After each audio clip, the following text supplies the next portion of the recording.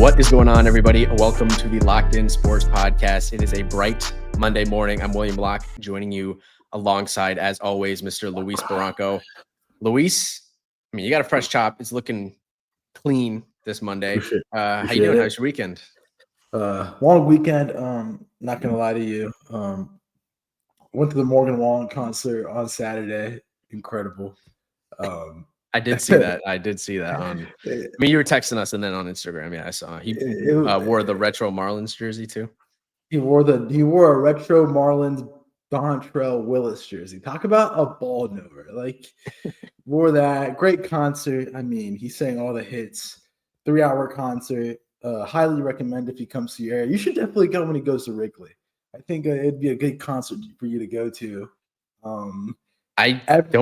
He was in Wrigley a couple years ago. I don't think he's going to Wrigley this year. He was in Madison for a couple concerts because Kayla's brother went up there in Wisconsin. I don't think he's coming to Chicago this year, though.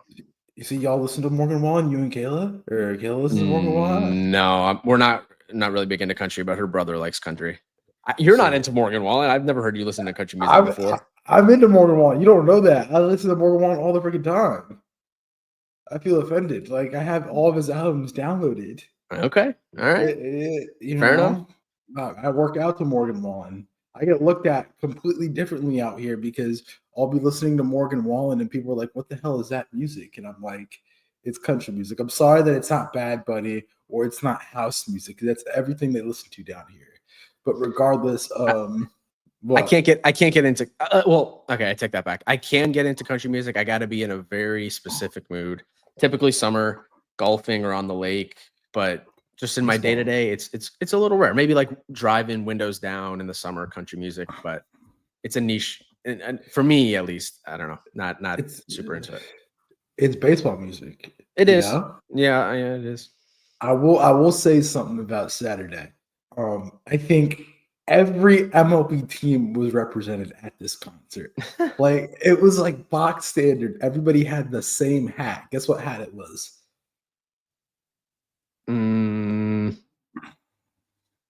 I don't know. The Braves. It was the Braves was a common logo you saw, but it was a New Era camo hat. If it was a New Era camo Yankee hat, New Era camo Rockies hat, Tampa Bay, like everybody had the camo. St. Louis Cardinals had a camo hat out there, you know. I will say that is the cool thing about baseball is the hats kind of like, I mean, I'm sure not everyone was a fan of those specific teams or from those specific towns, but the hats do kind of like embody the city. Like you see a Red Sox hat, the B that symbolizes Boston. You see the New York Yankees hat, the NY that symbolizes New York. And then for a lot of people internationally, just like the United States in general, you see a Rockies hat, you think Denver. Like no one's repping like a New York Knicks or a Brooklyn Nets hat or a Celtics hat, and they're thinking Boston. Like it's the baseball logos embody the city or they simplify the city. I think that is kind of cool. No, but yeah, at the concert, everybody was wearing a hat, a major league hat. The only team that probably was not represented was the Colorado Rockies, and that's no shit. But you know, their logo isn't tough, as others would say. San Francisco, San Diego, LA. All those logos, but it was a great concert. I enjoyed. Definitely worth. It was on the floor. He walked right in front of us. Great concert. Highly recommend you going. It's a good music quality in general. Right. He walked out with Jason Taylor, Dolphins legend. Yeah, you know he always does like the walkouts. You've seen him on social media. Yeah. It was a good concert. Would highly recommend. I think my Kayla's brother was saying that he walked out with Brett Favre in Madison, which I don't know. With everything going on in the news with him, I don't know if that was a great choice. But I think Jason Taylor, I don't know. Does he have anything off the field? I don't think so, right? He's related to Joy Taylor. Oh yeah, that whole. But he works for University of Miami. He's a football coach for the University of Miami. Okay. That's right. I knew I've seen him recently. I know like he hadn't just fallen off the radar. Yeah. Okay. I mean, you're a marketer, William, so you know what's up. So I guess so. I don't know. All right. Loaded pod today. First half is in the books. It's been a very fun first half. We had the draft last night. Before we get into everything, remember, if you're listening on YouTube, watching on YouTube, hit that subscribe button. I'm trying to get to 100 subscribers by the end of the year. We're at 92 right now, so we're getting really close. Keep liking, keep subscribing, hit that notification bell. And then if you're listening on Spotify, leave a like, rate, and a review. Helps the podcast visibility. Follow us on all of our social medias at Locked In Sports Pod. TikTok, we're on there posting videos every day. Instagram, same thing. Twitter, not as active there, but still follow us there. Maybe Luis, you can take over the Twitter moving forward. Follow us on our socials. Today, we're doing the draft review to start, Yankees-Cubs series recap.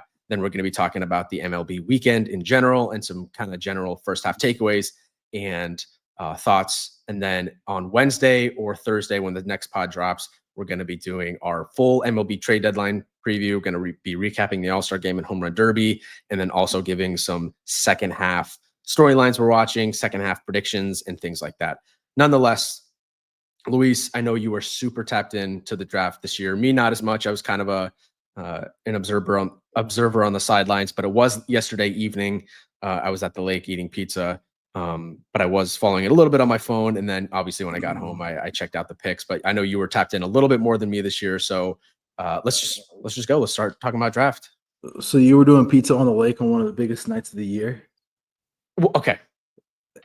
This is another thing that I have it's not with you. It's not with you. It's with, I have a little bit of a gripe with MLB and the way they market like the whole All-Star weekend week in general. Like, first of all, you had the Futures game on Saturday afternoon in the middle of a bunch of baseball games, like the full slate of Saturday games. Had no idea, honestly, that it was happening until Saturday morning when MLB started posting about it a bunch. Like, why is the NBA has it on Friday night.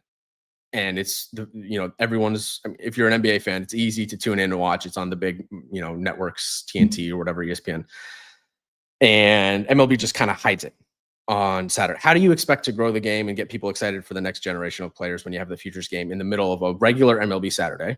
And then you have the draft that started at 6 p.m. Eastern, while the West Coast games were finishing up. It's not even on. Well, that's the West Coast games are still going on. Exactly. They were over. I mean, the only game that was going on was the Cardinals Braves game, the Battle of Memphis, which was going on because of a rain delay, and the Giants Dodgers game was still going on because they went to extras. They went to 11. So that's True. The only thing. True. Either way, you have the draft on a day where it's not its standalone thing. You have a full slate of regular Sunday games. It's in the middle of the season. Why can't they just push the Futures game, maybe push the All-Star game back a day to Wednesday? I know then like the players don't really get as much of a break. Maybe you just give them the full week off and not have games on the weekend. Push the All-Star game back a day, have the Futures game standalone thing on Monday, Tuesday Home Run Derby, Wednesday All-Star game. And then if you really want to do the draft in the same week, do it on Thursday or Friday or something to wrap up the All-Star week. Or do you push the All-Star game back another day and have the draft Monday, Futures game Tuesday, Home Run Derby Wednesday, and then the actual All-Star game on Thursday? I just feel like the way they schedule all of this stuff is really bad. I didn't know the Futures game was going on. I knew the draft was happening, but I just still think the timing is not great having it on a regular Sunday of baseball. So I think MLB can fix stuff like that. I mean, the NBA All-Star week it's pretty bad if we're being honest. I think Major League Baseball has the best All-Star weekend in general in terms of like the actual events that are taking place. They just got to do a better job of making it easy for people to watch. Sorry, that was a bit of a tangent. Go ahead. Tell me about the picks. So MLB paid you off for that, saying that it's better than NBA? It is better than NBA. I mean, I think NBA has a better concept. The executions is poor. That's just what I think. I think the events I think it would be fun. I think you could make MLB All-Star Weekend better by having like strongest throw. Like have everybody throw from right field all the way to home, or do a running around the bases challenge, or do like a skills challenge. I agree. That would be really fun to watch. See O'Neal Cruz, Ellie De La Cruz race each other. Acuna, something, strongest throw, O'Neal Cruz again. I would agree. Now, then you have guys going max effort in an All-Star game, and they could run the risk of injury. But nonetheless, I do think that would be good. I don't know. I just think the slam dunk contest, like it's always like G leaguers at this point, and I feel like we've seen every possible dunk. The actual game for the NBA is a farce. They should not even play it. It's so bad. And then 3-point contest is still fun. I really liked when they did Sabrina Ionescu versus Steph Curry. They should have brought that back this year with Caitlin Clark. I guess they didn't do it, but I think home run derby tonight. We'll get to that at the end of this podcast. Give our predictions. That I love the home run derby. Could you imagine if they do like a bunt challenge? Well, don't they do that in Korea or Japan? They have like a bunt challenge. I just they do other stuff out there, but just imagine like having like a skills challenge, like laying down a bunt and then running from first to home and running the base pass correctly. Like that'd be fun. Let me tell you, the Yankees wouldn't have any representatives in any of those events. Certainly the bunting one. Let me tell you, Oswald Peraza in the bunting contest, we'd be good. How about Anthony Volpe? Oh, gosh. Yeah, feel the routine ground ball challenge for Volpe. Yeah, but back to the MLB draft. So the MLB draft was last night, and to like give the listeners a takeaway, I know I was explaining this to Armand last night on how the MLB draft works. So the MLB draft isn't like your common draft where the best player goes number 1 overall. A lot of the times what ends up happening is like all these teams have budgets set forth prior to the draft, and it's all different. All the budgets are different. It's not like every team has the same amount of money. And so each pick has a corresponding value. And so players then, especially the high school ones, this is where it pertains to, most of them are already committed to go to college next season. And so all these players negotiate with teams in terms of how much signing bonus money they're going to get. Some players are going to take more money than the slot. So let's say pick number 1 overall is, I think it was like at $9 million. Let's do that number just arbitrary, $9 million. If you're a high school guy that's really good, you can be like, okay, I'm going to demand more than that $9 million. But then that affects the whole draft process later on in the draft when they go after other high school players later on. So sometimes what teams do is they'll take a college player or a player that they've already like negotiated prior to the draft. In a way, they're like, okay, what's your number? And he'll be like, oh, we'll take a little less to go number 1 overall. And that's what essentially happened last night. Last night, the Washington Nationals went number 1 overall, and they selected Eli Willits, shortstop, high school shortstop out of Fort Cobb, Broxton, Oklahoma. He's 17 years old. He is one of the youngest players in the draft, and he went number 1 overall, and he's not a consensus number 1 overall pick. Many people believe that number 1 overall pick should have been either a Cade Anderson, pitcher out of LSU, or Ethan Holliday, the shortstop from Stillwater, Oklahoma, who's the son of ex-MLB All-Star Matt Holliday and brother of Jackson Holliday on the Orioles. So Eli Witz went number 1, which was a shock to a lot of people. And then Tyler Bremner went number 2 overall. He was more of a top 15, top 20 guy. He's a pitcher from UC Santa Barbara. He went to the Angels. Again, another underslot deal. And then that's what you saw Cade Anderson go to Seattle, Ethan Holliday go to Colorado, and then number 5, the Cardinals got Liam Doyle. So, William, what do you think about this first round? I mean, you saw a run on high school shortstops, which this draft, it had the most high school shortstops drafted in the first round ever. The most shortstops drafted ever in the first round, which I know you with the high school players, you're not a big fan of that. I'll let you take it away before I give my 2 cents. Yeah, I'm always a little bit biased toward the college players just because they come a little bit more developed than the high school guys. There's still obviously a ton of examples of great high school shortstops. I think of Corey Seager, the first name that comes to mind. There's still a very good chance that a lot of these dudes end up panning out. The first overall pick was a bit of a surprise. I mean, we were interested in the Nationals and what they were going to do there because of the new front office regime that they have there, moving on from Rizzo and, of course, Martinez right before the draft was an interesting choice, and of course the trade deadline. So that was a surprise. We'll see. I think that pick will buy the new front office some time just because these high school guys take longer to develop. So maybe a little bit less pressure on them than if they picked a college dude and he was ready to go right away. Still think there's pressure on them because the Nationals have the talent to be good. Angels, I think they should have gone Cade Anderson. I think Cade Anderson had the argument to be the number 1 overall pick in this draft. LSU guy pitched in the College World Series. I feel like he's the kind of dude. They won the national championship, right? I feel like he's the kind of guy that could be up in the major leagues next season. But he goes to Seattle when it's kind of like, okay, the rich get richer. They have already a million pitchers in their system currently in the major leagues too. It's like, at what point do the Mariners go all in and trade a pitcher or two to get a few bats? Because I do think they have a chance to make some noise in the playoffs this year, because they have guys outside of J-Rod that are hitting, notably Cal Raleigh and Randy Arozarena. I think Ethan Holliday could end up being the best player in this draft 10 years from now. So Colorado, obviously a good pick from them. I still, worry about him developing in that system because they can't develop anybody, it seems.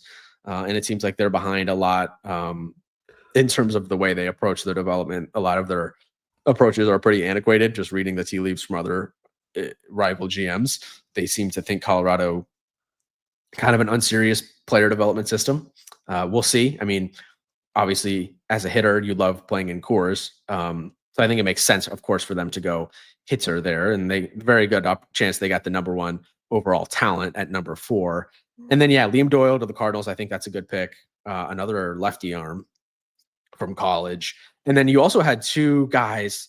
I thought it was interesting. You had 2 dudes from Corona High School in California go in the top 10, and Seth Hernandez and Billy Carlson. Hernandez going to Pittsburgh as a pitcher. Of course, the Pirates pick a pitcher because they can't develop hitters. They don't need more pitching. Nonetheless, you posed the interesting question of, will Seth Hernandez pitch in the big leagues?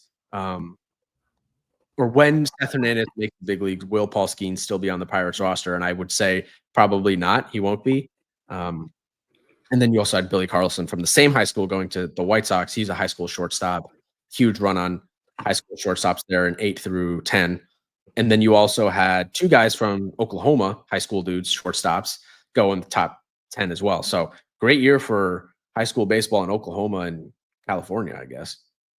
So I thought the top 10 was pretty interesting. Again, some teams being cheap that are always going to be cheap, and some teams kind of going with their bread and butter, and Pittsburgh going with a pitcher and the Rockies going with a hitter. I mean, the biggest thing is that now what we're seeing is like there's a love on high school shortstops now. I mean, they were talking about it last night on the telecast, and they were like, oh, there's a lot of players that are now going from high school more often than not. Yeah. Because it buys dudes, bless you, as you sneeze. It buys the front office time. Because if you have a college dude, they're going to want to see him ideally in the next 2 years maximum producing at the major league level. High school guys, it's like, all right, this guy's going to take 3, 4, 5 years to actually make it to the majors because they need more seasoning in the minor leagues. I don't know. I mean, you saw 2 Wake Forest dudes go in the first round, and Merrick Houston and Ethan Conrad back-to-back, Twins and Cubs, a shortstop and an outfielder. So the Cubs go outfield at 17. I don't think that pick will impact what they do with Kyle Tucker or anything, but just a little bit interesting there. Let me ask you, what's your favorite picks of the first round? Or your favorite favorite picks and team that you felt did a lot? I mean, I already mentioned it, but Seattle going Cade Anderson, arguably getting the number 1 overall talent at 3. I think it also sets them up really nicely to move off some of these arms at some point, maybe move off a guy in the MLB on the MLB roster currently.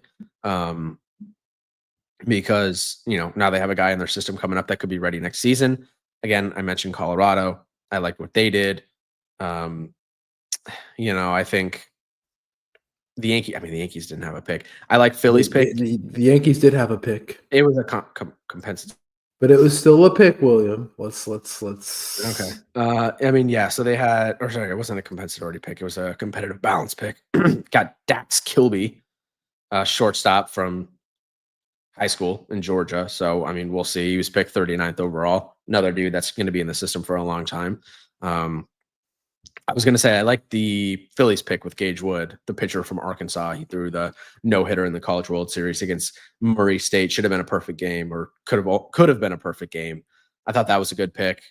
The Mets went with Mitch Voigt from Michigan, the pitcher / infielder, the dude that had the interesting celebration at third base. We'll just say that. I didn't realize he was a first round talent. So good pick for them. Dodgers got Zach Root. I'm sorry, Zach Root. Get ready for Tommy John if you're in that.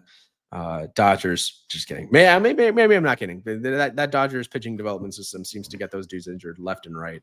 And then they also got an outfielder. They had back-to-back picks, and they got an outfielder from Arkansas. So clearly the Dodgers had a lot of scouts at Arkansas games this year. Yeah. And then we got, I guess the whole rest of the thing is coming up today and tomorrow. I don't know. Yeah. So I think some interesting picks. I really do enjoy what the Orioles did. Orioles had a lot of picks, and I know they had that trade for Brian Baker with a competitive balance. They ended up getting the shortstop from Arkansas, Weah Aloy, the Hawaiian guy. He kind of is like to me, he looks like a Javi Baez, not regen, but like big dude, kind of big, lots of power. He's at short. They got a good catcher in Caden Bodine. And then they also got Ike Irish.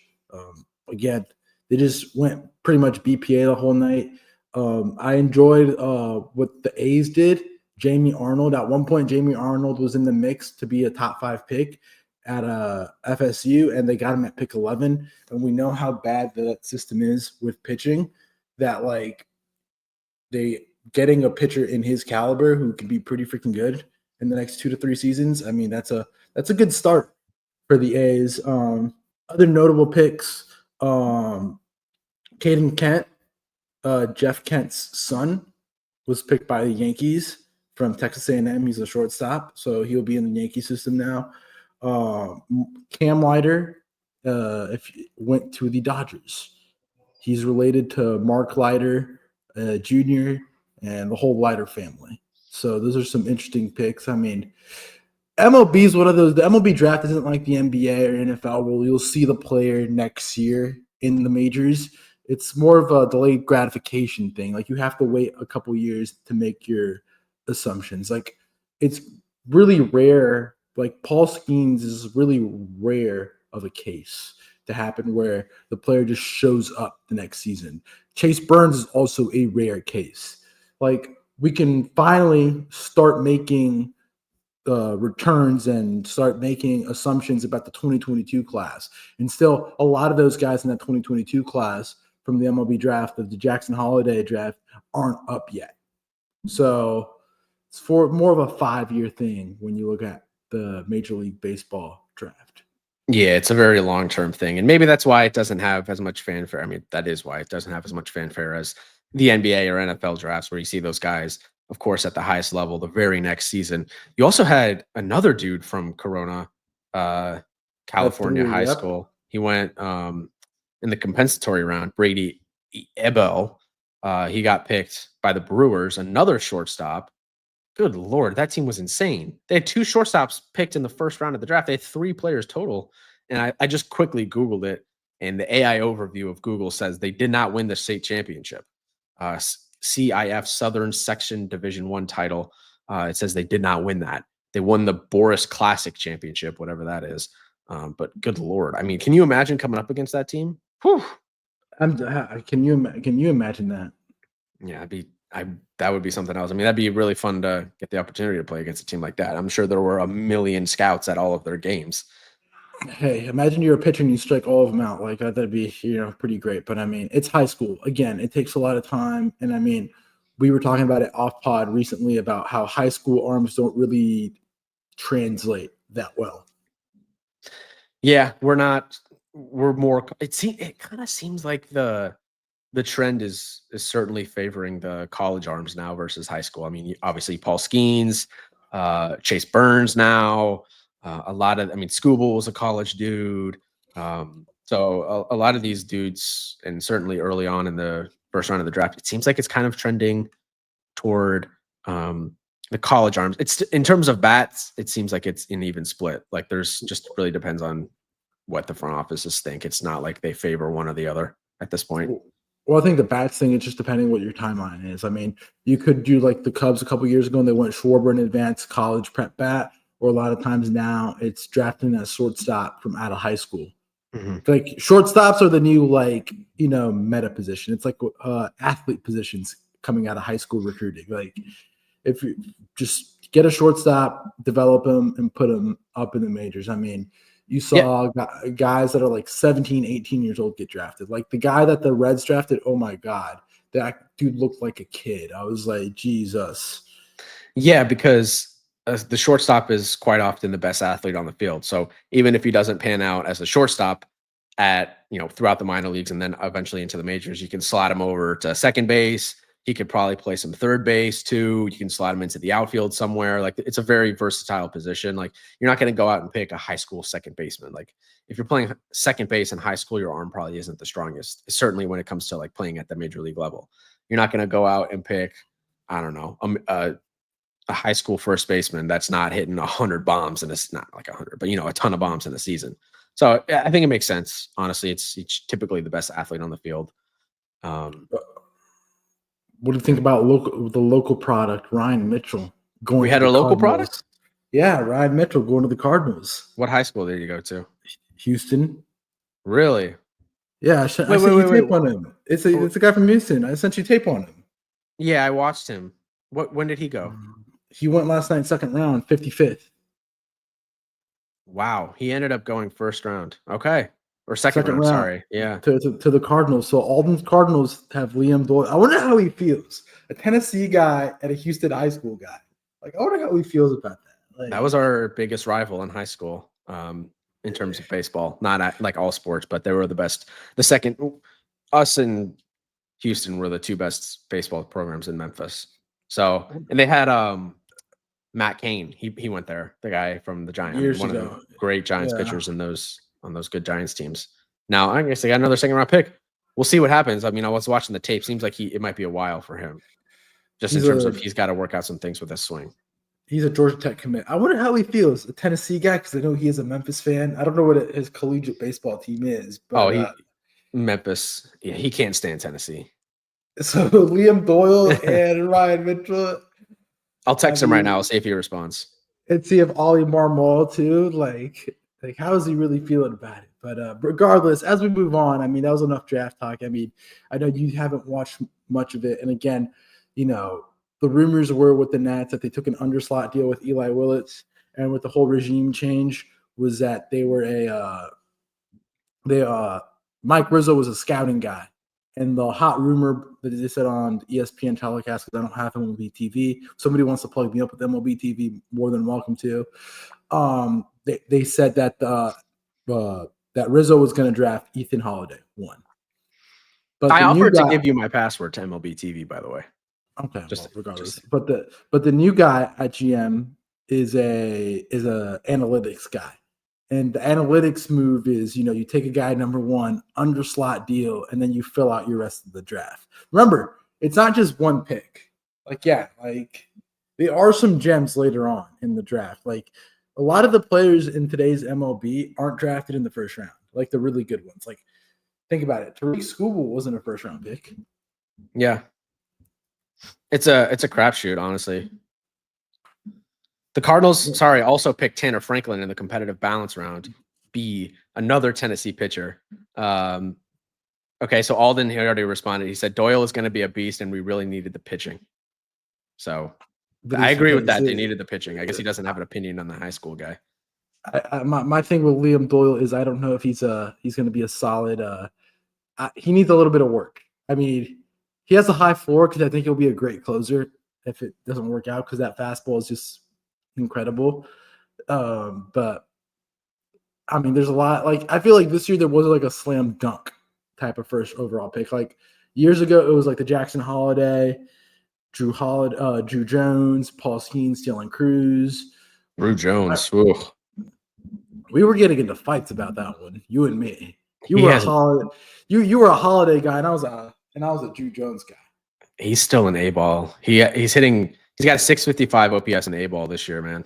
I mean, he's still young, 21, but he has not panned out. Hey, there's a reason that you and me are not in MLB Draft War Rooms. This is true. Regardless, let's talk about the Yankees weekend review. Yankees and Cubs played this weekend, and I mean, as we always do in the podcast, we always do a Yankees recap with our resident Yankee fan aficionado, William. who is a huge Yankee fan since birth. It was the battle of the Cubs and Yankees. Interesting weekend for William. As many of you know, he does live in Chicago. A lot of his friends and close loved ones are Cubs fans. So very interesting weekend for him as where his allegiances were. I mean, he's a Yankee fan through and through, but sometimes you got to pick the battles in life. You have to pick what battles you want to fight and what battles you're just going to stand down. This weekend, the Yankees won on Friday 11-0. Bellinger revenge game, 3-homer night. Tucker robbed them on a fourth one, and Bellinger had a 16-game hitting streak, which is crazy because he's already had 2 hitting streaks this season. Bellinger's just been a revelation for the Yankees. Rodon pitched 8 strong, 0 earned, 1 walk, 8 strikeouts, and 4 hits. He will be replacing Max Fried on the All-Star roster. Congratulations. And I'm going to get on a little All-Star rant soon. But And then Saturday, the Cubs won 5-0. Max Fried left with a blister on his left index finger with 3 innings pitched. But he was just trying to get on his flight to Cancun a little bit early. I don't blame him. Matthew Boyd went 8 strong, 4 hits, 0 earned, 6 strikeouts. Judge hit homer 350, and Bellinger extended his hitting streak to 17 games. And then the Cubs won yesterday, 4-1. Again, another weekend, another Anthony Volpe defensive mishap. It's Twitter has become the Anthony Volpe battleground because he's just not good defensively. If he's not hitting at the plate and he's not giving me Gold Glove defense, he is a below level replacement player in my opinion. William, let's chat. I mean, tough weekend for the Yankees. Only winning 1 out of 3. I mean, you rode that high against with the Mariners series, and now you've kind of come back to earth against one of the MLB's best. Yeah, we were riding high after the Mariners series, especially after that ecstatic win, crazy win on Thursday. And then Friday, you're feeling great. 11-0, just hammered the Cubs on Friday. And then their 2 best pitchers, Boyd, who has an argument for getting some Cy Young votes in the National League, in my opinion. What a season from him. He was great. 8 innings. The Yankees couldn't get anything. And then Imanaga, which you would think that the Yankees would be able to get something going against him. He's a fly ball pitcher in a smaller stadium. But no, he went 7 innings, only 1 earned run, 2 hits. The only run there, of course, the Stanton home run. Will Warren was fine. I mean, Will Warren left the Yankees an opportunity to win the game. I thought it was interesting that Craig Counsell adjusted the lineup a little bit for the first time this season. Happ moved out of the leadoff spot. You had Horner leading off on Saturday, and then Michael Busch leading off on Sunday. And of course, Busch opened up the game with a home run, and you had Nikhil Horner. He opened up the game on Saturday with a triple. So yeah, Fried wasn't good on Saturday. Rodon was great on Friday, which was cool to see Boone come out there and Rodon say, let me get one more. And then Judge makes the great catch in right field. The Yankees always struggle, it feels like, in the series before the All-Star break. I think the stat was they're 1-7 in that game over the last 8 seasons, the last one before the All-Star break. Couldn't get anything going. Of course, Ian Hamilton comes up, gives up the home run to Dansby Swanson. And then they get the insurance run with PCA, that infield single. A good play by Volpe to get there. The throw was obviously not great. And, PCA is a really fast runner. It was just disappointing series, especially with the way it started. And, the bats were just totally quiet on Sunday. 2 hits against Cubs pitching. Pomerantz was great in relief, and same with Daniel Palencia, the closer. He got the save, his 12th of the season. So, yeah, I think the biggest conversation maybe, especially after yesterday's game, was the Volpe stuff. He just looks outmatched. It feels like the game is a little bit too much for him out there. I will note, and I think it's important to kind of call out, that he is short. For a shortstop, 5'9", I typically would like to see shortstops above 6 foot. His arm strength has never been a strength for his. He averages 81.9 miles an hour across the diamond. That's in the 34th percentile across the major leagues. He's got a -3 outs above average. And again, like, if he's not hitting at a high level, what's he adding to your lineup? I know in 2023, he had the 21 home runs and the 24 stolen bases, and everyone was riding high on him. And rightfully so. He still had a 6.66, a little spooky, 666 OPS in 2023, which is not good, despite those 21 home runs. And he hit 209 that season. He followed that up in 24 last season with 12 home runs and 28 stolen bases, was playing good defense. And of course, you got to note that he had the Gold Glove in 23. I just feel like he's kind of riding off the coattails of that 2023 season, and the Yankees front office still thinks he's that player, but he's not that player, man. The sample size is there with Volpe, and it's clear that I think he's too small to play shortstop, and I don't think he has the arm strength to play shortstop. I'd rather my shortstop be 6 foot plus. Look at all the great shortstops over the past 10 years. Carlos Correa, he's big. Corey Seager. It's just one of those positions. I think you need a dude with some height. And this season he's at a 671 OPS, 214 batting average for Volpe this season. It's just not good enough. He's not producing at the plate, and he's not playing good defense. And it really makes me wonder, like, are the Yankees going to make a tough decision with Volpe? They made the tough decision with DJ. It's so clear that Volpe is not the guy at shortstop. There is no answer internally this season. I think ideally it's going to be George Lombard, but I still think he's a little ways away. Do they trade for like an IKF, a guy that can fill in there? I mean, I don't think he's the best defensive shortstop, but he's going to give you more at the plate than Volpe is right now. Volpe is just not the dude at short, and I think they got to make a decision. From right now, you sound like I'm on dating apps, and you sound like dating apps. My shortstops need to be 6 foot. It's like my men need to be 6 foot and over right now. Like, man, I feel like you're discriminating against all those good players under 6 foot, like Jose Altuve. But Altuve's never played short. Altuve's a second. I know, but I get it. He's a second baseman. He's a left fielder. He's not a shortstop. Carlos Correa 6'4", Dansby Swanson 6'1", Seager 6'4". Like, all the good shortstops are tall because it's a really hard position to play. You need the range, and you need the arm. With the additional height comes the additional arm strength. Don't just generalize, my guy. Like that's what it sounds like. Like I need my men to be over 6 foot. Like that's what it is right now. It's like, hey, what's up with the love for the people that are 5'10" and 5'9", like our Anthony Volpe's of the world? Like the average height this season for MLB shortstop is 5'11.53 inches. So basically 6 foot even. Yeah, no, but regardless, I think let's just be honest. I think Lombard's going to be the guy in 2 years. I mean, the only thing we hear about the futures game is how good George Lombard was. And I mean, that's kind of the thing. Like, look at him. He'll be up in 2 years. How old is Lombard right now? He's what, 19, 20? The thing with the Yankees is they can't wait 2 years. They can't run out Volpe for 2 more seasons. They can't. They're not going to, because there's going to be a lockout year. So it's going to be technically 1 year. Somebody made the point, and it just like, regardless of this, like, there's going to be a lockout year coming up because of the whole salary cap thing coming, that it's just only going to be a year. And to the fact is, like, I mean, I think the most important thing is the Yankees have to address third base. I mean, Anthony Volpe probably is going to be the shortstop because he's the poster child for the Yankees, but they have to go get a third baseman. I'll deal with bad Anthony Volpe's if he's hitting eighth. But please, I cannot stand watching Oswald Peraza, Yorby Vivas, and whoever gets trotted out at third base. And I mean, looking at, the whole Key Brian Hayes thing that we talked about, I mean, Arizona looks now that they're generally more prone to sell.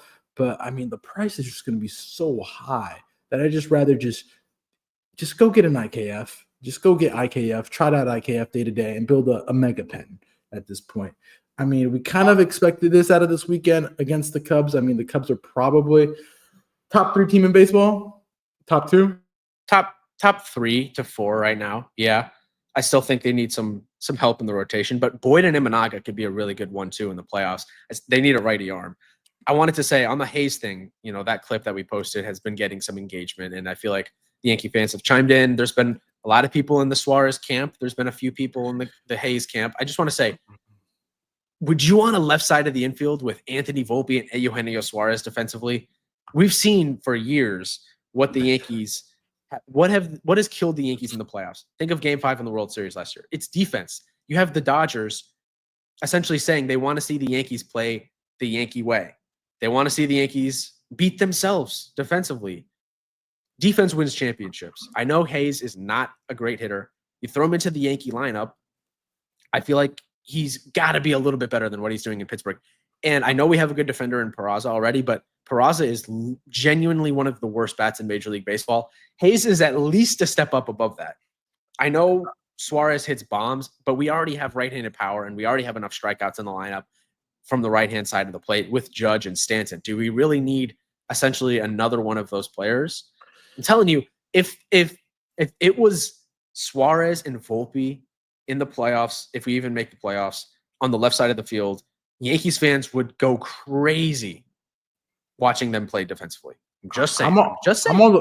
I'm not on the Hayes camp, but I'm not on the Suarez camp. I'm on the Suarez camp depending on the price. That's how I look at things. Because one thing I want to keep with the Hayes thing is I want to be financially flexible. I think that's my word with like any team. If I'm a GM, I want to be financially flexible for the upcoming seasons. I mean, now as we move forward, I think the outfield is kind of set. I think the Kyle Tucker dream is kind of over. It's not happening. The way Cody Bellinger's playing, he'll opt out. He'll stay with the Yankees, but he'll opt out, and we'll be in another Boris saga this summer. For one, this winter. Yeah. You think the Yankees are going to get him back? Yeah, I think he likes being a Yankee. Okay. Short porch. Short porch, just being a Yankee. He likes big markets. I think we know that. One, and then two, I think Spencer Jones is knocking on the corner. I think we are one outfield injury away. Trent Grisham's hamstring better stay on this whole All-Star week. He better be like rehabbing the crap out of the hamstring. I know he dealt with it in Toronto, because if he gets hurt, Spencer's coming up. And who knows if Spencer is if Trent gets his spot back. I think he's kind of like the odd man out.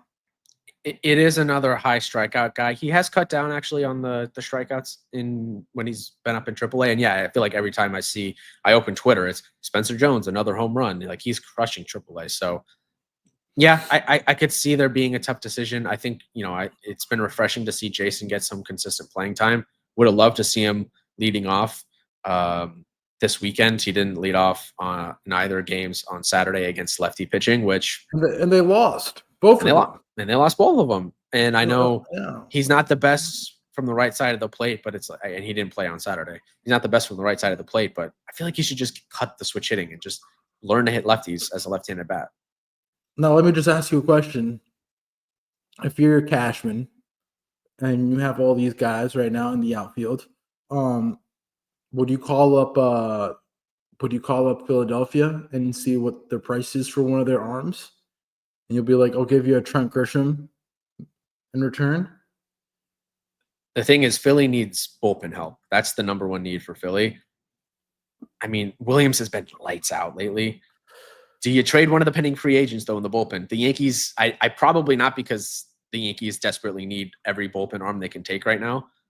I don't know if Philly really needs another outfielder, is the thing. I mean, defensive outfield. I mean, they're in for Cedric Mullins. It's a lot. I mean, lately there's a lot of rumors. I mean, then there's the whole Arizona thing, but there was things leaked on. There was things said on Twitter that the Diamondbacks had scouts in the AAA system. He'll pitch AA. Yeah. It's going to be very interesting. They said that Schlittler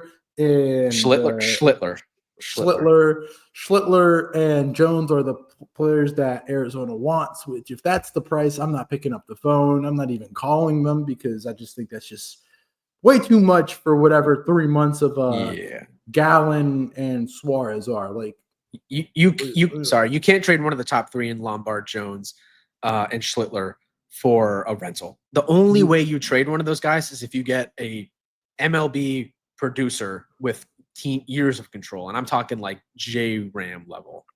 Everyone else, those don't exist. Those don't exist. Exactly. I feel like those guys all three are basically untouchable at this point.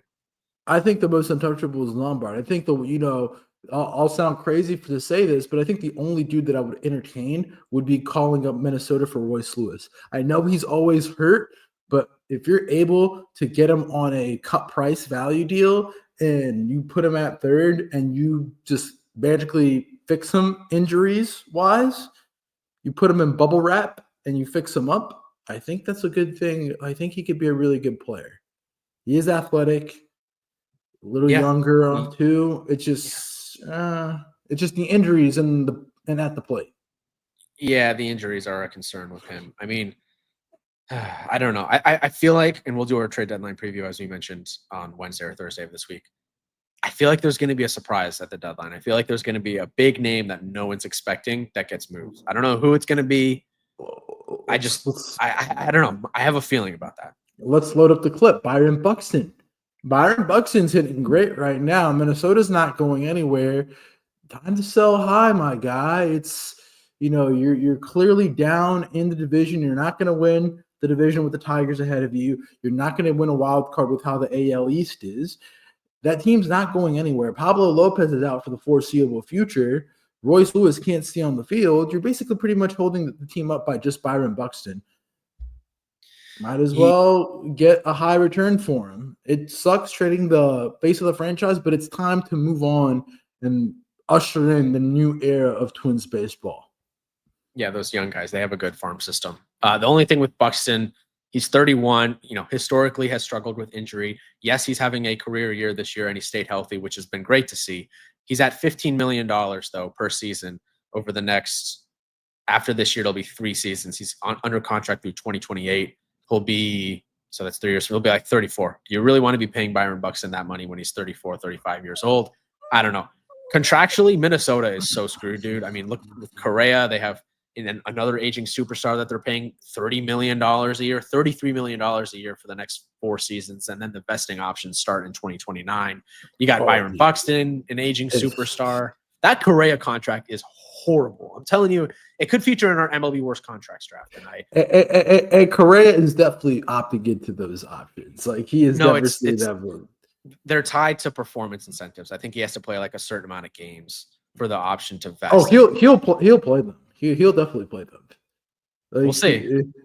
But regardless, to wrap up the Yankees, I think one of the few positives of this weekend, Giancarlo's starting to hit homers again. So that's really good to see. Start getting him hot, get acclimated to MLB pitching will be a good sign to see because, like I said, the month of July for the Yankees is a tough month coming up. They have, after the break, they stay in Atlanta and play the Braves this weekend. So pretty much the whole team's going to be there by the end of the week.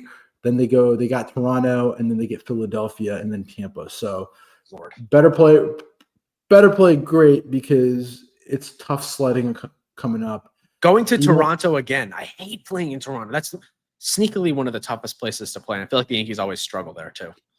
It's in Toronto. The stupid home run horn they do after they hit bombs. It's just triggering as a Yankee fan. I think of the Jose Bautista home run when he hits the home run against the Rangers in the playoffs, and it's just Vlad home run. You can say the same. You can say, you know what triggers me a lot? The Yankee 2-strike sound. I'll be watching the game. Like it always happens to me on like the Saturday afternoon games where like I want to just take a nap, and I'll have like my TV, my like laptop on the Yankees game, and I'm like falling asleep, but I hear like the 2-strike count. It was and it's worse when like Rodon's pitching because Rodon always gets to 2 strikes, and I hear it. I'm like, oh crap, wake up. So yeah, the Yankees do have a lot of noise. They always have the one that goes like, it's the New York song. It's like, in New York. And it's like, make some noise. It's like they're at a club. And then the Dodgers make a ton of noise, the PA system. We just need some classic MLB baseball sounds. Like, let's talk about some other series, like some classic MLB baseball sounds, like in St. Louis and Atlanta. Can we talk about the Battle of the South? Can we discuss about it? Yeah, before we get there, can we just do a quick first half Yankees overview thoughts? Because the first half is over. They finished 53 and 43, 2 games back at Toronto in the division. Just great start, first two and a half months, and then they fell off in June and July, as always. Seems to be the summer swoon. The numbers offensively, first in OPS, 5th in average, 1st in homers, 1st in OBP. The bullpen is the concern, 20th in ERA from the bullpen. So if I had to grade the first half, I would give it a solid B.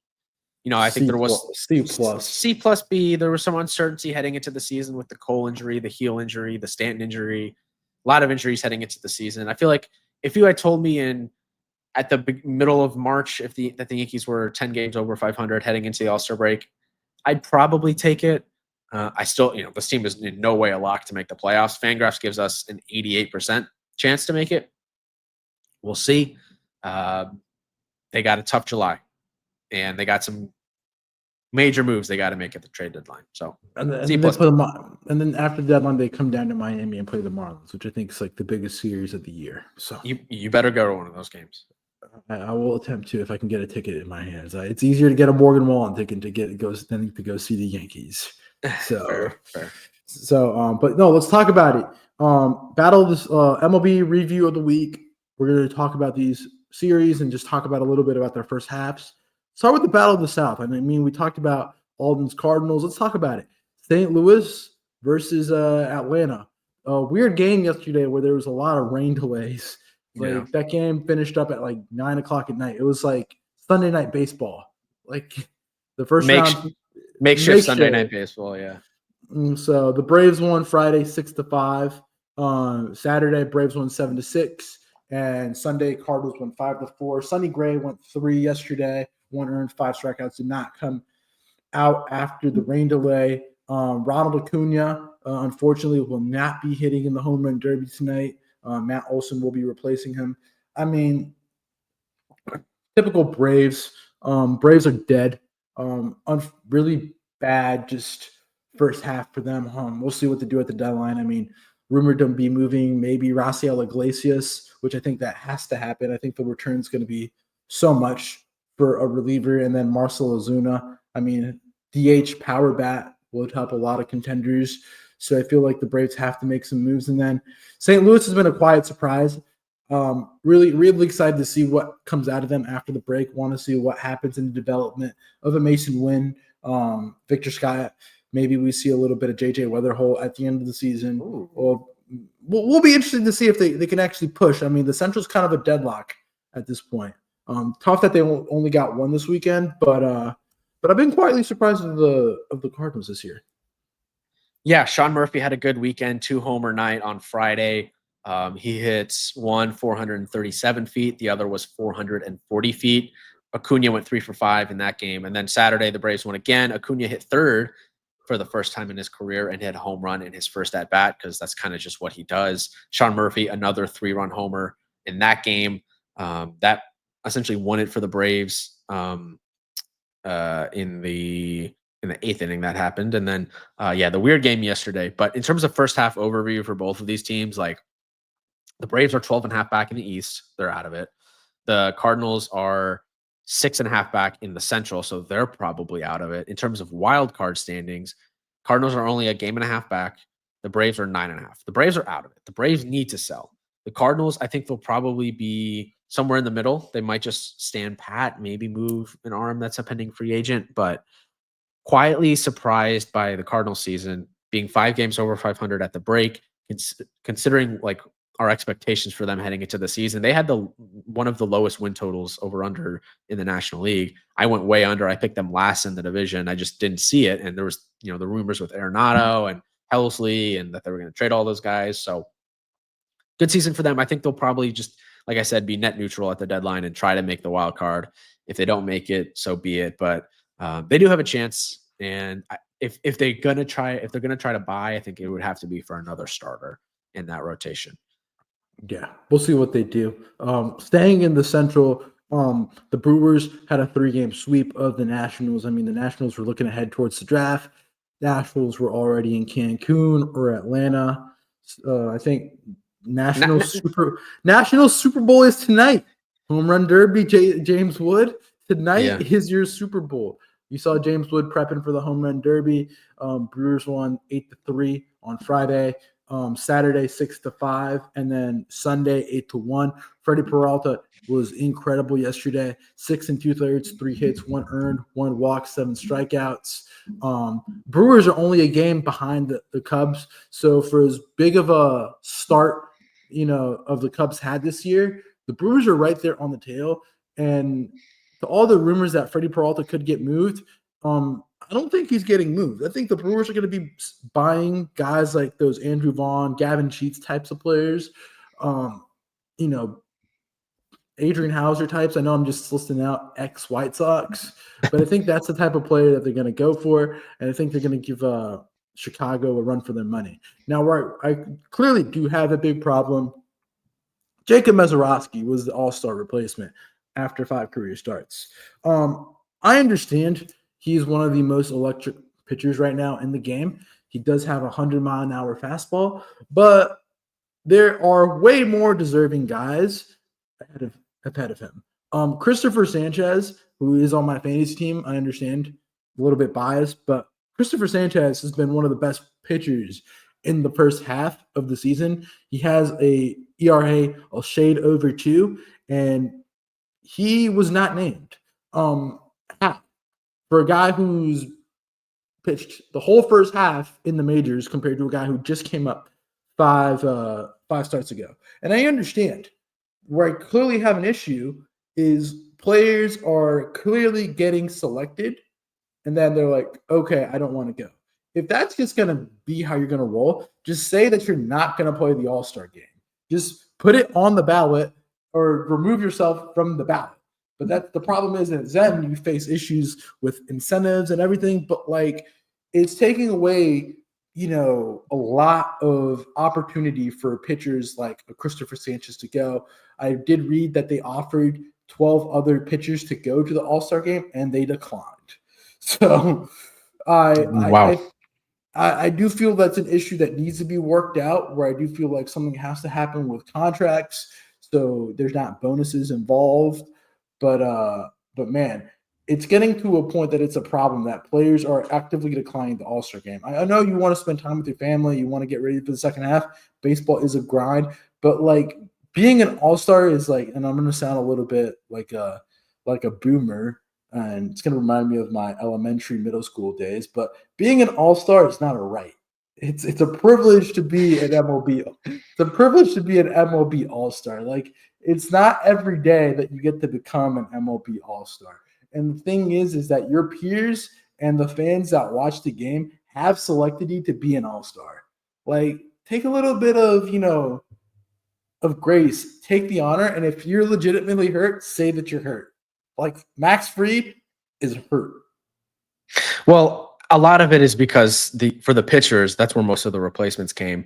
If you're pitching Saturday, Sunday, you're not going to be able to turn around and pitch on Tuesday. I think Christopher Sanchez went yesterday. I know he pitched over the weekend. He's not going to be able to pitch by Tuesday. But I know it's just an inning. Skubal did pitch on Friday, and he's going to be ready to go to start the game on Tuesday. It's only an inning. But still, the problem is with Christopher Sanchez, it messes with his money. And It was a classy move by Philadelphia that Philadelphia did decide to activate his All-Star bonus in his contract. So congratulations.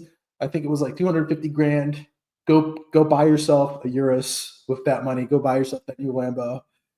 Finance that shit. Go enjoy. Juan Soto's crying that the Mets didn't do that for him. He needs that extra $250K, whatever it is, in his contract. Yeah, I do agree. I think it's too early for Misiorowski.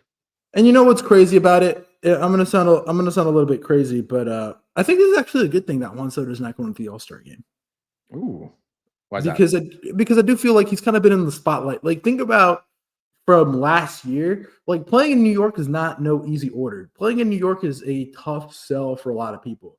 Mm-hmm. Last year he gets traded from San Diego to New York last winter.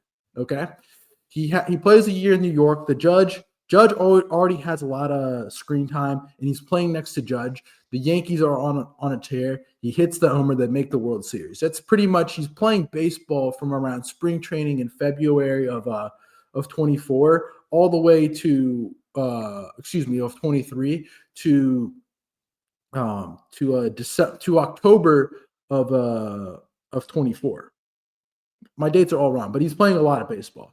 After that, he then gets the whole free agency saga, which started immediately once that Dodgers series ended. He was on the clock. And that was the whole talk of all of MLB free agency. And it went all the way on towards December. He gets pretty much January, December off. And then February, he's back on the spotlight with the whole Mets contract and him reporting to the Mets. And the first half first month and a half is like, oh, he's not playing great. Oh, he's in New York. I think it's actually a good thing that he's not going to the All-Star game. Like, he's detaching himself from baseball for a week. He's finally hitting the ball. He's not going to be facing the media, answering the same questions. Oh, do you miss the Yankees? You miss the Judge? I think he's kind of tired of it, and I think it's actually a good thing that he's going to get a break. So Mets fans, I know I'm very negative with y'all, but I think this is a good thing that he gets a little bit of break. He's going to be able to detox, be able to enjoy his family, because I know family is a big part in the Soto household, hang out with his mom and his dad.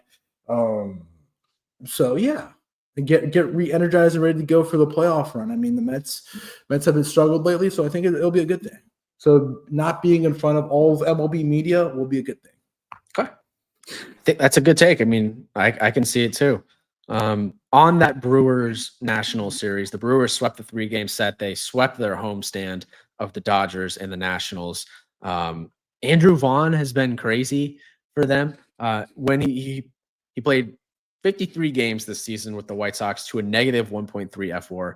In his 5 games so far with the Brewers, he's already up to a 0.5 FWAR, or BWAR, baseball reference.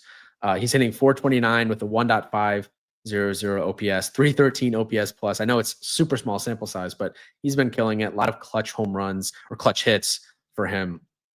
And then on the Brewers, I think they might be my surprise of the first half. The vibes on them were pretty meh, just meh heading into the season.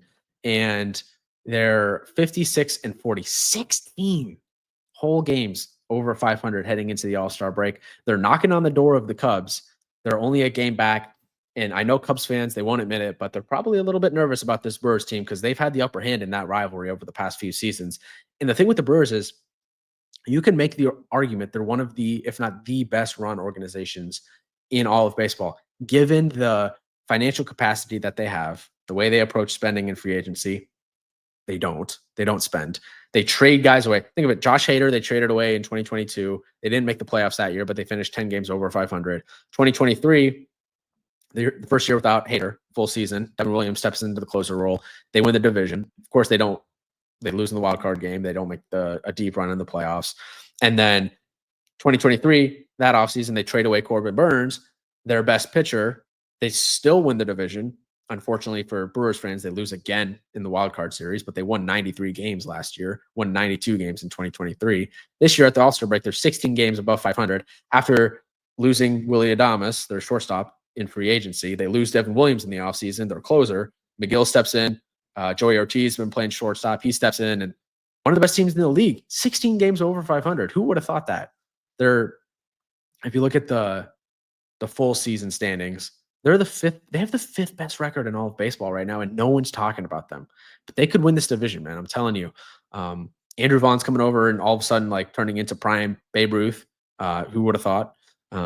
Jackson Chourio, a legit star. Freddie Peralta, an absolute stud in the rotation. They're not going to trade him. No chance. They could trade him, and I still think they'd have a chance to win the division. So they got to get it done in the playoffs this year. But the Brewers, I got them as the best story of the first half, or the biggest surprise team in the first half. I've been stunned by what I've seen in Milwaukee this season. Hold my beer. I'm going to talk about, I think, the bigger story of the first half. Let's talk about the Boston Red Sox. The Boston Red Sox are quietly the hottest team in the majors right now. They have a 10-game winning streak right now. They just swept Tampa. I mean, Bregman returned on Friday, then won 5-4. Cedon Rafael had a walk-off 2-run homer. Then on Saturday, Garrett Crochet pitched a complete game. Trevor Story hit a stand-up double, 1,000 career hit to a stand-up double. And then yesterday, Cedon hit another 2-run homer, and they won 4-1. I mean, I think the vibes are high in Boston. I think a lot of people came on Bresno, and I think his butt's getting saved by the way how this team's playing. This team has like an odd like aura around them, with the Roman Anthony, Marcelo Meyer, Cedon's getting it going, Crochet's pitching great. There may be 1 or 2 arms away, and this team with the right pairings and the right matchups could be a CS team.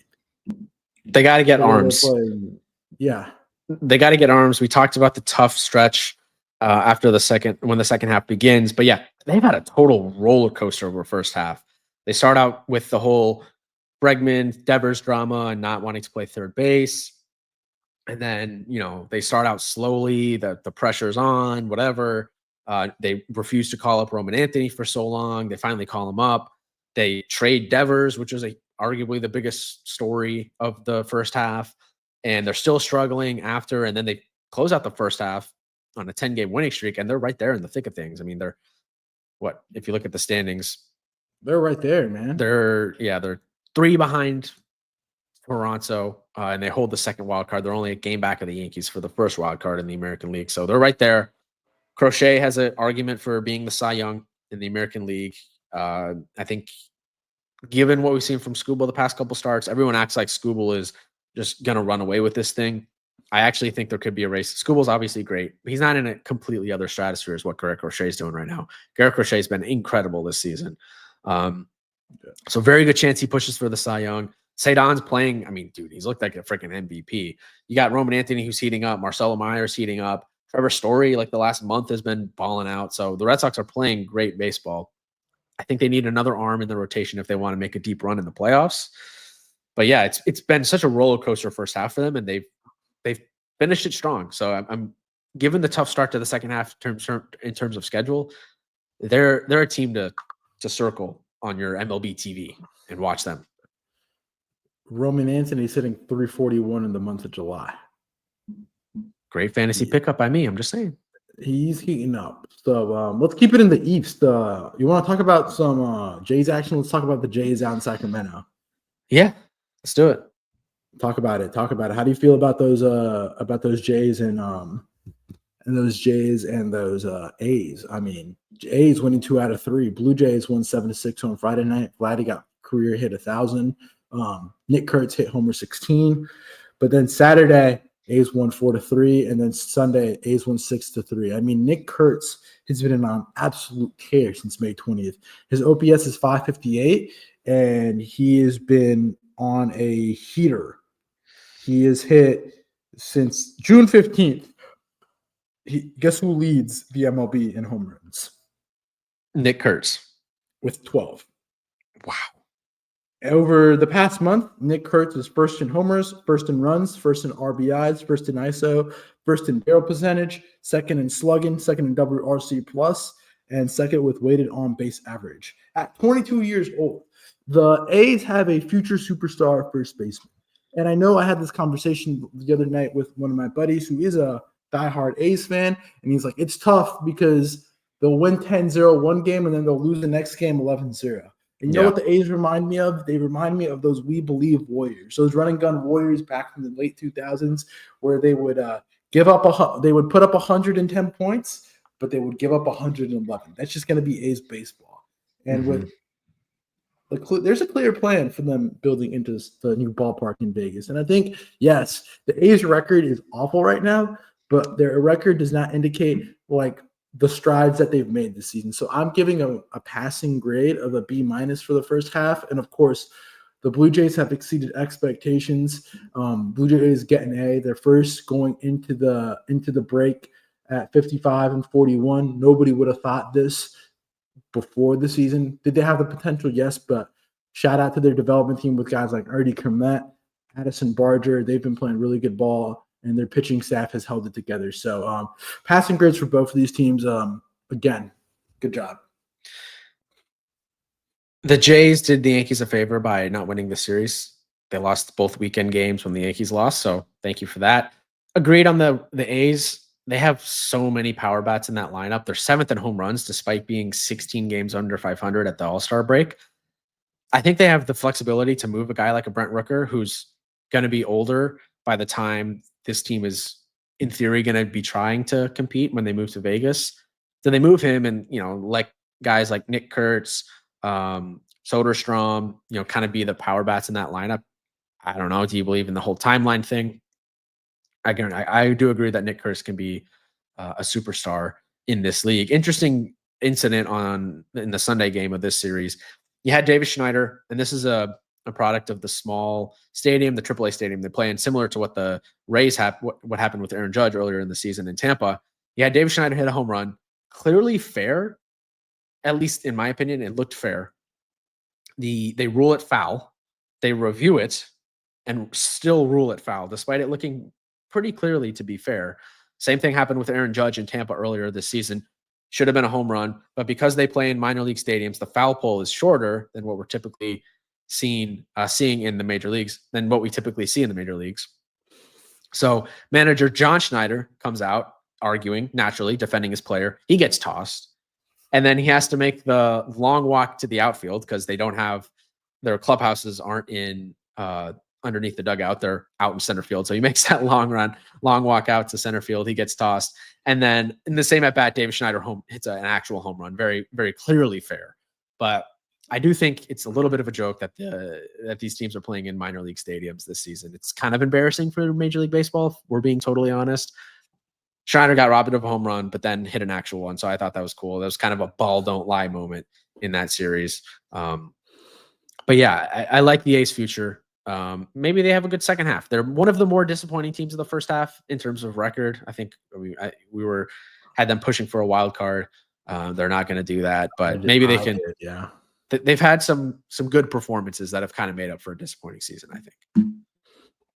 Let's run through some of the teams that really have been struggling like of late, as I like to call them, NPC baseball, like background baseball around the league. Guardians and White Sox. Guardians finally got out of the slide, winning 3 out of 4 against the White Sox. Guardians won Game 1 on Friday out of a doubleheader, 4-2. Game 2, White Sox won 5-4. Guardians won 6-2 as the White Sox celebrated the 2005 World Series team pregame, and then the Guardians won last night 6-5, final in 10. I mean, Guardians get a D in my book. I expect a little bit more out of them, and the White Sox are getting an A because they're doing they're tanking and they're developing. So they get an A for me for the first half. Yeah, 32-65 for the White Sox. Guardians 46-49. Guardians this last run for them, good week overall, sweeping the Astros and then winning this series. They're only 4.5 back in the wild card. I feel like it might have convinced them not to sell as much at the deadline. I don't know. We'll see. J-Ram hit a homer on Friday, his 18th of the year. That was home runs in 4 of the last 5 games for him at that point. Manzardo had a good weekend, home run on Saturday and Sunday. Yeah, Guardians 3-4. They win that series, but not much to take away. If I had to give grades for the first half, I'd give the Guardians, again, I would agree, a D-. And then the White Sox, I'm not going to give them an A. I'll give them a C. I'll give them a C. They're tanking. They're tanking and getting their young players time. Fair. I see the vision. I see the vision. I was going to say I see the vision more in Chicago than I do Colorado. Let's talk about Miami. Oh boy. Miami, Baltimore. Orioles won on Friday 5-2, but hey, Marlins belt the ass situation. Wicked. On Saturday, the Marlins won 6-0, and yesterday 11-1. I mean, what a weekend. Jansen Junk, Yuri Perez. Bro, Jansen Junk and Yuri Perez is the second coming of Roger Clemens and Roy Oswalt. And like all these teams are like 1-2 punch. It's crazy. Like we are on the way to making it to the playoffs. Kyle Stowers, against his old team, 5 for 5, 3 home runs, 6 RBIs. Yuri Perez, 7 innings, 3 hits, 6 strikeouts. First time of him recording an actual out in the 7th. And fundamentally, this team does the little things right, like which would drive. You would love this team if you actually sat down and watched a Marlins game. You would love what they do. Like there's so many plays that William can make a Substack article or a little Marlins in 60 instead of Yankees in 60 for the week about how good of fundamentals. Like they hustle. Xavier Edwards hustled, got a double on last night in the 8th inning. They play the ball off the wall right, and even though they were up like 8 runs up, they were playing hard during the whole game. Jansen Junk, 7 innings, 5 hits, 0 earned, 0 walks, 2 strikeouts on Saturday. Xavier Edwards, he finally got on the board with a homer. He's the last qualified hitter not to homer this season. But let's talk about the Miami Marlins. We thought they were dead. They're better than the Braves. This team's going to hit the over projection. Vegas is going to make a lot of money off a lot of people because a lot of people thought this team was garbage. This team gets an A+ for me this season. Orioles F, biggest disappointment in the first half. Orioles definitely the biggest disappointment. I saw an article this weekend that they're probably going to end up selling. They're 43-52, 7.5 back of the third wild card. I think this weekend killed the Orioles off. Had they swept the Marlins, they would be a lot closer in this chase. But losing that series was huge for them. Marlins 44-51. I'll give them a solid A-. We thought they were going to be a bottom 3 team in the league, and they're only, I know this sounds, 7.5 back in the National League wild card for the Marlins at the break is good. Otto Lopez, Kyle Stowers, they got dudes producing. They got a good lineup or a rotation. I agree. Sandy has been the biggest disappointment maybe in terms of players this season, coming off that TJ.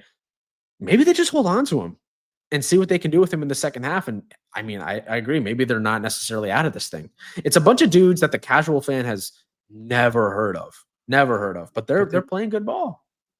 I highly implore William to make a Substack article of the 7th and 8th innings of the Marlins game last night, of how defensively and just like the little things, like this fundamentals, it's just beautiful. I'm telling you, Marlins playoff run, Mets fans, we are not selling. Sandy Alcantara is not leaving this team. We will make the playoffs. Watch. They're better than the Braves, which if you would have told me preseason at the break that the Marlins would be a better baseball team than the Braves, I would not have believed you. Starting the second half, they got a homestand, Kansas City and San Diego at home. Then they go to Milwaukee and St. Louis for 3. And then it's the showdown of the season. Yankees come to Miami. We're winning all 4 of those series except the Yankees series. Watch.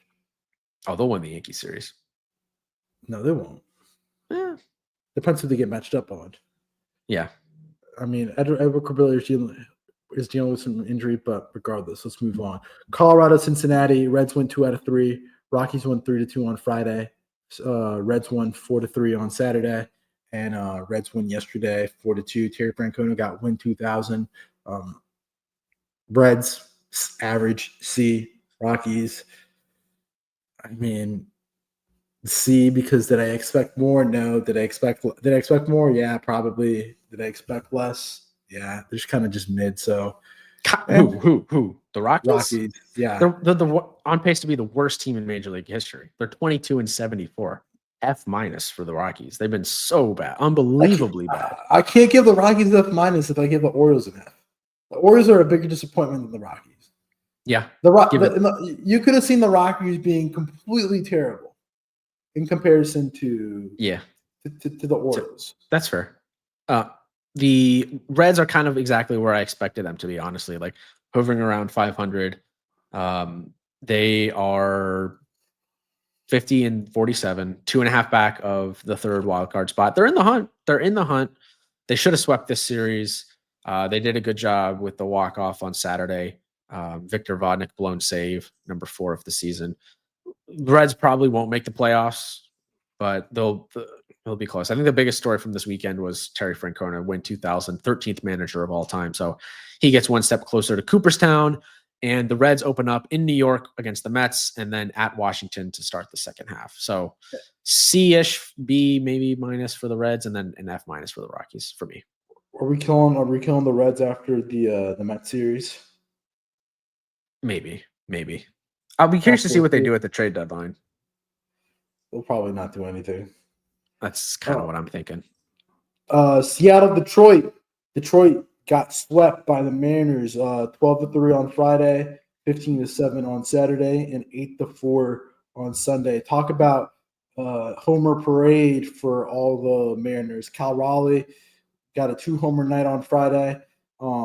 Mariners scored 7 runs in the ninth. Gleyber Torres had a bad error. On Saturday, J-Rod hit a homer. Rosarina hit a homer. Luke Riley hit a homer. And then Sunday, there was home runs for J-Rod, Polanco, Garver, and Randy. Longest losing streak for Detroit this year. Get it out of your system. Go to Cancun. Get it out and come back and play good ball. You got another half of baseball to play. Are we regressing down to the mean for the Tigers? I do think so. First half Tigers A+. They're the surprise of the season, in my opinion. No one thought they were going to be this good. They are If you look at the overall league standings, they are the best team in baseball by a game, 59-38. So A+ for them in the first half.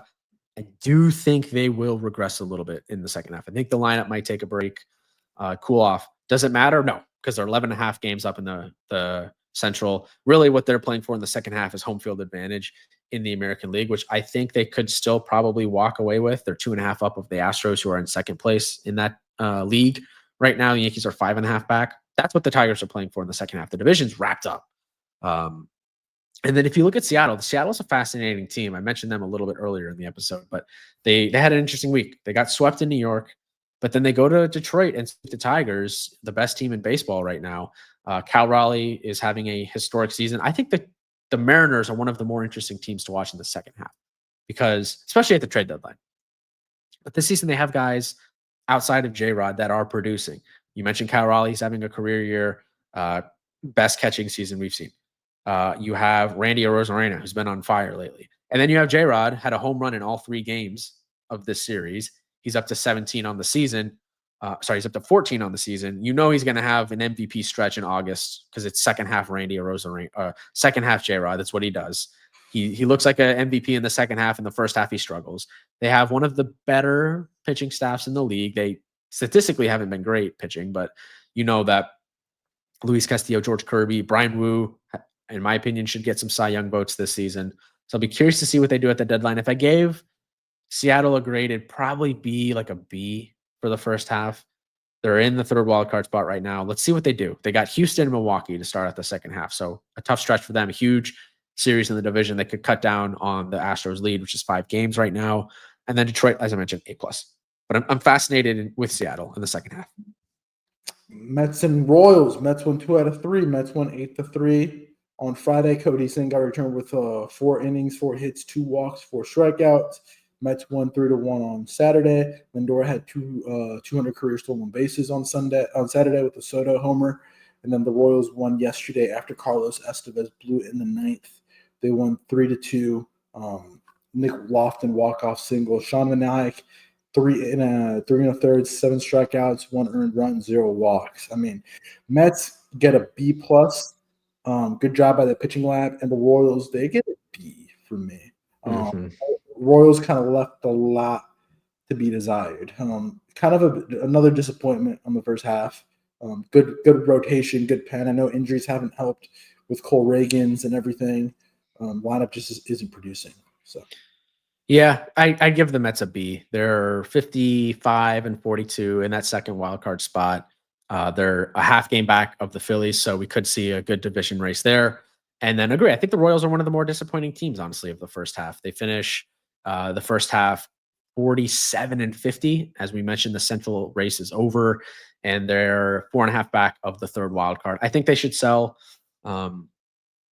Salvi has a club option. They'll never trade him. He'll be a lifer in KC. But Canna, first base help maybe for some people. Michael Lorenzen, some rotation help maybe. You mentioned, the arms they have. Lugo. Do they trade Lugo? He's got a player option. We'll see. I mean, Carlos Estevez, if you're not a good team, you don't really need a closer. They did. I mean, he's on a 3-year deal. So we'll see what happens with him. They just signed him in free agency. Royals C-, D+, Mets solid B. The Mets had that struggle. Mets really struggled in June. Otherwise, I would have had them higher. Pittsburgh, Minnesota. Minnesota won 2 out of 3. I mean, good job beating up on the Pittsburgh Pirates. Minnesota Twins win 2-1 on the skiing start. Saturday, Buxton in the Twins 12-4 victory. Buxton hit for the cycle, going 5 for 5 with the first Twin cycle since 2019. And then yesterday, Pirates won 2-1. Pirates rotation was great with David Bednar and Dennis Santana at the end. Pirates get a C, pretty much. Nothing more, nothing less. It's a classic Pirates season. Sorry to interrupt. Classic Pirates season. That's what it says. And then the Twins get like a D also. Again, D+, C-. Again, expected a little more out of them, but to be honest, it's the Twins. I could have seen this coming. So let's put them both C-, C- area for both teams. Yeah, I think that's fair. I would agree. the biggest storyline for me from this series was what's going on with the Paul Skeens pitch counts. Since June 19th, when he started against Detroit, he pitched 105 pitches that game, went 6 innings. Since then, it's been 4 starts. One against Milwaukee, 78 pitches. He pitched against St. Louis, 88 pitches, 5 innings. The Milwaukee start was 4 innings. Seattle on July 6th, 78 pitches, 5 innings. And then Friday in Minnesota, he pitched 78 pitches in 5 innings. Why are they limiting his pitch count? Are they just trying to avoid injury and get him ready for next season? Or are they trying to trade him this trade deadline? I personally don't think he's going to get moved at the deadline. That would be incredibly premature for the Pirates, and I think the fan base would revolt. But I do think it's weird that they're being very cautious with Paul Skeens. Like, what are you holding him back for? I don't really have a theory as to why. The only thing that comes to mind would be a potential trade. But again, I just trading him this year would be crazy. That's an off-season trade. That's not a regular season trade. But that's something I think to watch in the second half. Do the Pirates continue to limit Paul Skeens' innings and his pitch counts? Because he can go longer in these games. They're holding him back for whatever reason. It's very strange. Texas and Houston. Texas won 2 out of 3. Rangers won 7-3 on Friday, and Sunday 5-1. Hunter Brown got ringed up for 4 yesterday in 5 innings, 8 strikeouts, 2 walks. Simeon hit homer 250 yesterday as well. Astros won Saturday after Josh Hader blew his first start of the season off of a homer from Kyle Higashioka with 2 outs, which tied it at 3. But still, Astros came back in 11th. Astros will probably get the A+. They probably get high marks. Again, exceeding expectations, doing a great job in the first half. And again, the Rangers are up there as one of the bigger disappointments. Let's put them at a D as well.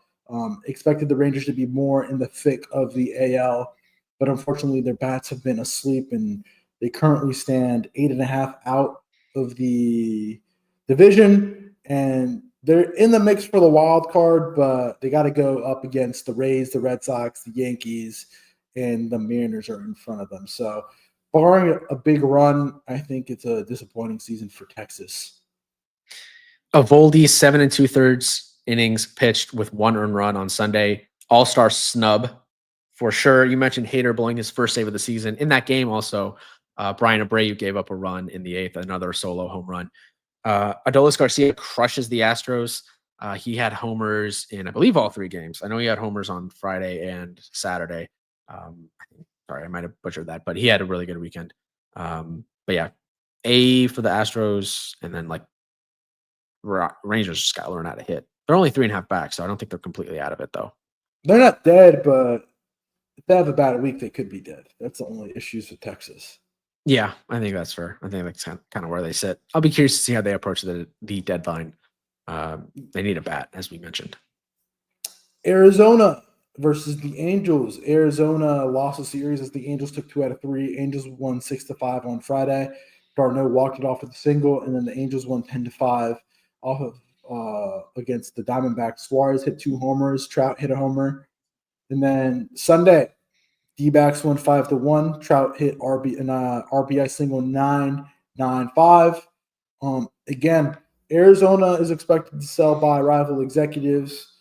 Again, Arizona started off really promising. And again, another disappointing start. They're going to be at the DF area for me. And I mean, the Angels have exceeded expectations. Let's give them a C+, close to a B-. They didn't expect them to be right there in the thick of the AL wild card, but there they are. Will be interesting to see what happens after the break with Arizona, how they play the week after the break. I think the week after the break is going to be really telling on who sells and who buys. So yeah. Arizona 47-50, certainly a disappointing first half. A lot of that is just a factor of a product of the injuries. So yeah, they're just so banged up. Gallen, Corbin Carroll, Corbin Burns. You had Jordan Montgomery lost for the year. I mean, it stinks, and I don't want to be long-winded, but I think you'd agree because Arizona is not considered a large market, even though Phoenix is a larger American U.S. market. They went for it in the offseason. They built a team up with a lot of money, but it sucks that that they're going to have to sell because, and start not over, but they're just going to have to sell. Yeah, Suarez is going to get moved. He had 2 home runs on Saturday. He's up to 31. Zach Allen, 5 innings, 6 earned runs. I still think a team probably out there thinks they can fix him. So yeah, they have to sell. I think at this point they're 5.5 back in the wild card. Just sell your free agents, and they probably can still maybe make a small push for the wild card, but kind of a season from hell from them. And then Angels, 47 and 49, C plus, about where I expected them. Padres and Phillies. Padres won 2 out of 3, winning on Friday 4-2 and Saturday 5-4. Jackson Merrill had a 2-homer night off of Zach Wheeler, which was crazy. His first homer since May 27th. And then yesterday, Christopher Sanchez, elite, 7 innings and a third, 6 hits, 1 earned, 3 walks, and 6 strikeouts. Phillies won 2-1. Friday night, Schwarber became the second player in franchise history to get 30 homers before the All-Star game, which is pretty crazy. I mean, Philadelphia gets a B for me. I kind of, again, B plus.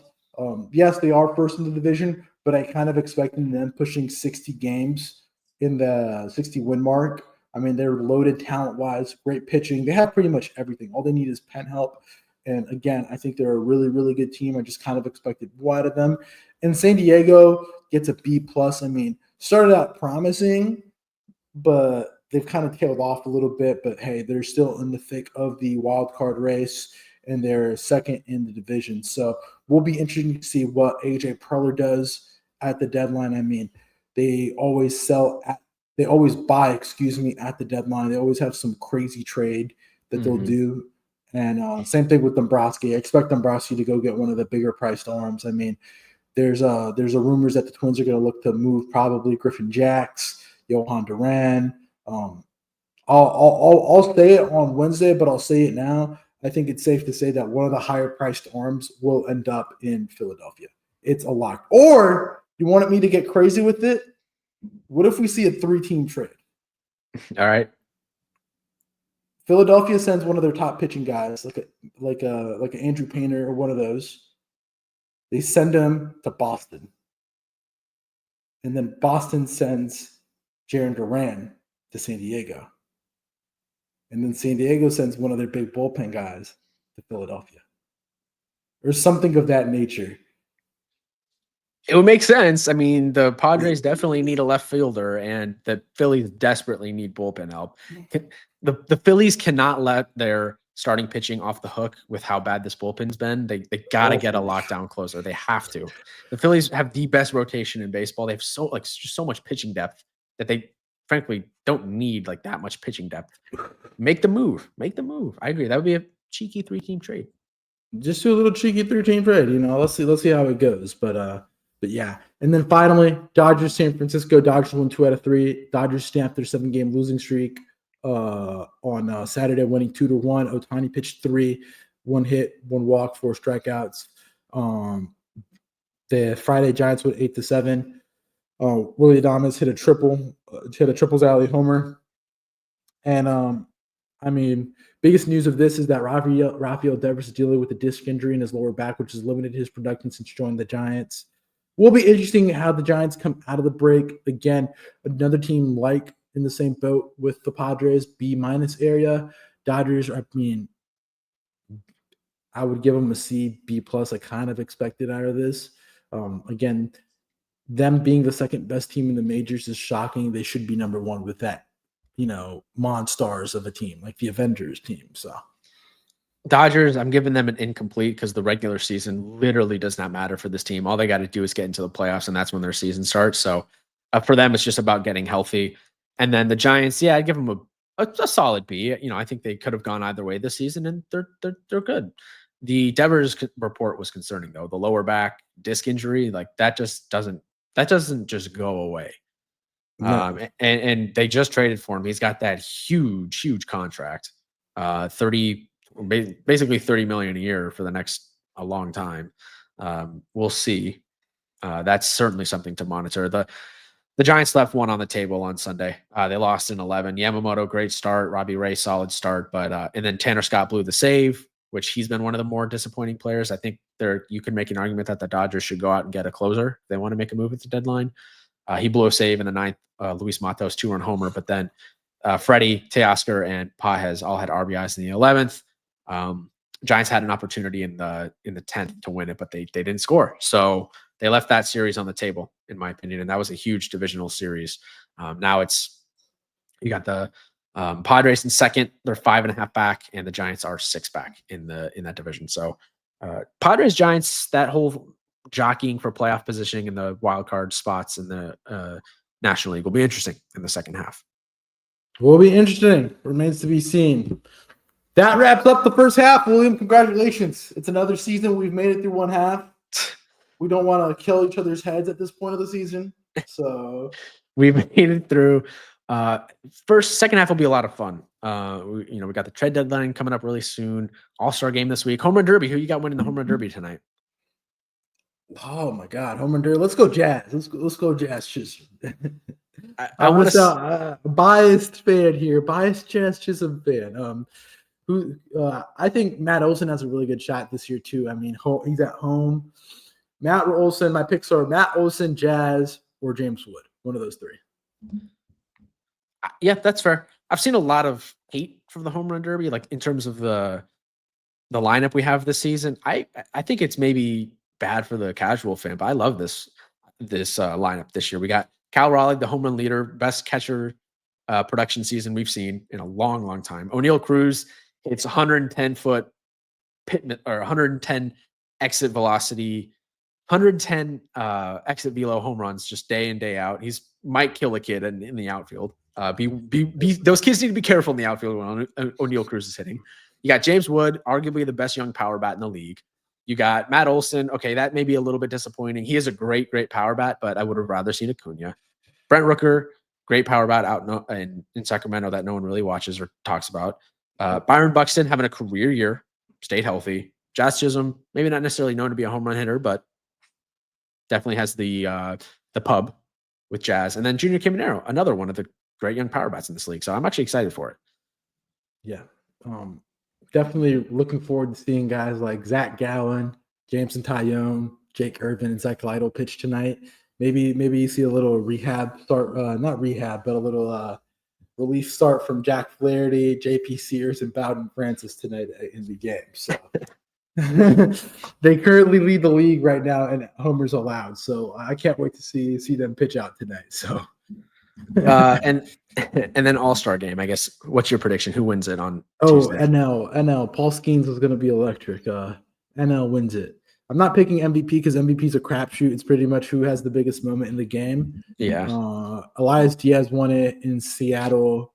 That was the most random one of all time, I think. Elias Diaz, Jaron Duran. Who won the one in Colorado? It was Vladdy. Vladdy won the one in Colorado, I think. I think so, yeah, in 2021. Vladdy, yeah. And then Elias Diaz won it in 2023. If I had to pick, I think the American League is going to win. And I think the All-Star game, give me MVP, give me Zach McKinstry from Detroit randomly, but I think he's going to get a big hit. Really? Interesting. No reasoning behind it. No reasoning behind it. I mean, it's just a moments thing. I mean, it's a crapshoot. The last year, you had Giancarlo in 2022, Shane Bieber, Alex Bregman, Eric Hosmer, Melky Cabrera, JD Drew, Garrett Anderson. Talk about like a crazy list that you can be a part of. They gave it to Mariano Rivera in 2013 when his last season. Hey, they'll give it to Clayton Kershaw, and it'll be it'll be the Legends pick. So, all right, that's it. First half in the books. We'll be back later this week with our trade deadline preview, second half preview. Hope you guys enjoyed. Like, rate, review, and all that stuff. From a good friend over there, Luis Barranco. I'm William Locke. We'll catch you guys later this week. Peace out.